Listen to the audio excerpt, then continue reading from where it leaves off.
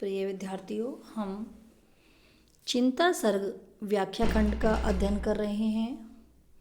यह जयशंकर प्रसाद रचित कामायनी महाकाव्य से लिया गया है। यह विषय एमए फाइनल हिंदी चतुर्थ प्रश्न पत्र आधुनिक काव्य के अंतर्गत आता है। मैं अंजना शर्मा, सहायक आचार्य हिंदी, एमएसजी कॉलेज भरतपुर। हमारी आज की व्याख्या है। सब कुछ थे स्वायत्त विश्व के, बल वैभव आनंद अपार, उद्वेलित लहरों सा होता उस समृद्धि का सुख संचार। कीर्ति दीप्ति शोभाती नचती, अरुण किरण सी चारों ओर, सप्त सिंधु के तरल कणों में, धूम्र दल में आनंद विभोर। शक्ति रही हाँ शक्ति प्रकृति थी, पदतल में विनम्र विश्रांत, कपती धरणी उन चरणों से होकर प्रतिदिन ही आक्रांत। प्रस्तुत छंद में स्वायत्त यानी इसका अर्थ होता है अधीन। ये कठिन शब्द है। अधीन होता है अधिकृत, शासित या अपने शासन या अधिकार में। बल शक्ति, वैभव ऐश्वर्य जीवन, आनंद सुख, अपार असीमित, उद्वेलित उफनी हुई, मर्यादाहीन उमड़ती हुई, समृद्धि बढ़ती, वैभव ऐश्वर्य उन्नति, सुख संचार आनंद उमड़ना।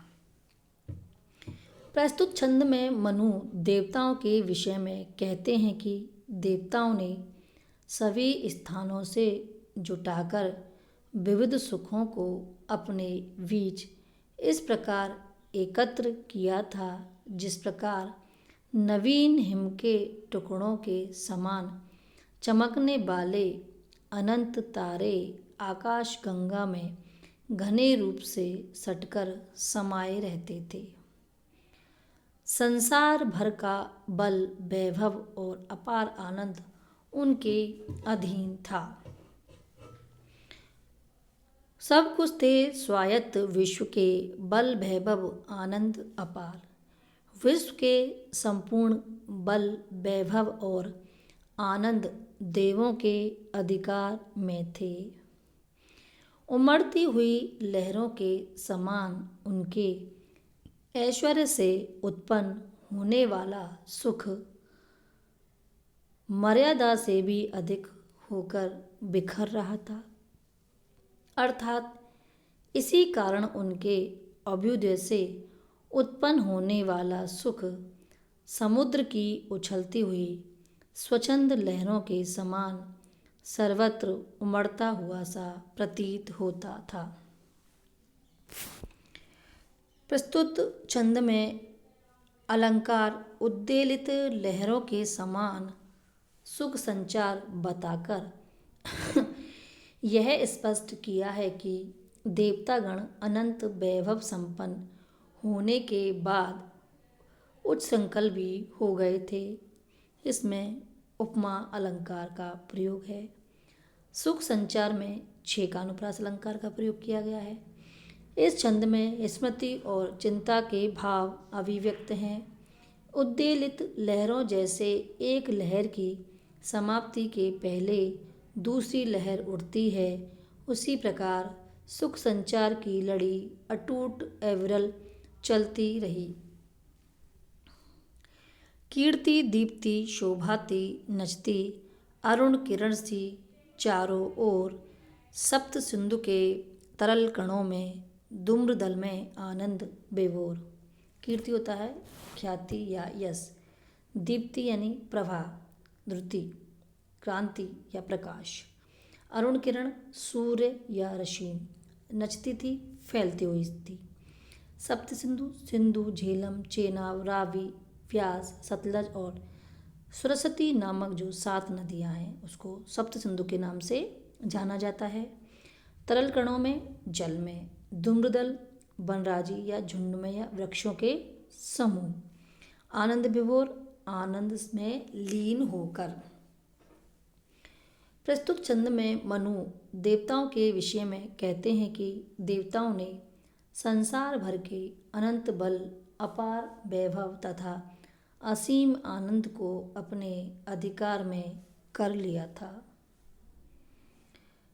देवताओं के यश, क्रांति और सौंदर्य आनंद में लीन होकर पृथ्वी की चारों दिशाओं में, संपूर्ण समुद्र के जल कणों में और संपूर्ण वन प्रदेशों में इस तरह फैल गए थे जिस तरह सूर्य की किरणें इन सभी स्थानों पर फैल जाती है। कीर्ति दीप्ति शोभाती नचती अरुण किरण सी चारों ओर। सूर्य की सर्वव्यापी किरणों के सदृश्य देवताओं की ख्याति, क्रांति, शोभा समस्त दिशा में आर्यावर्त की सरिताओं के जलकणों और वन राज्य में आनंद लीन होकर नृत्य किया करती थी। अगर हम दूसरे शब्दों में इसकी व्याख्या करें तो देवताओं का यश, तेज और सौंदर्य प्रातः काल की किरणों के समान चारों दिशाओं में प्रकाशमान था। मस्ती में डूबे हुए वे देवता लोग गंगा, यमुना आदि दिशाओं से, आदि नदियों के तटों तथा सघन वनों में सदा विचरण करते थे। प्रस्तुत छंद में स्मृति और चिंता के भाव अभिव्यक्त हैं। कीर्ति दीप्ति शोभाती नचती में मानवीकरण अलंकार का प्रयोग किया गया है। अरुण किरण में उपमा अलंकार का। पंजाब के उत्तर तथा गढ़वाल तक का पहाड़ी इलाका ही प्राचीन काल में देव स्थान पुकारा जाता था। इन्हीं प्रांतों से सतलज, व्यास आदि पंजाब की 5 नदियाँ तथा गंगा, यमुना निकलती हैं। अतः उस देव स्थान के लिए सप्त सिंधु शब्द व्यवहृत हुआ है। शक्ति रही हाँ शक्ति, प्रकृति थी पतल में विनम्र विश्रांत, कपती धरणी उन चरणों से होकर प्रतिदिन हो आक्रांत। शक्ति यानी क्षमता या बल, सामर्थ्य। पदतल पैरों के नीचे चरणों में, विनम्र झुकी हुई, विश्रांत। कपती कपती थी, धरणी पृथ्वी, आक्रांत होता है पराभूत या दबी हुई।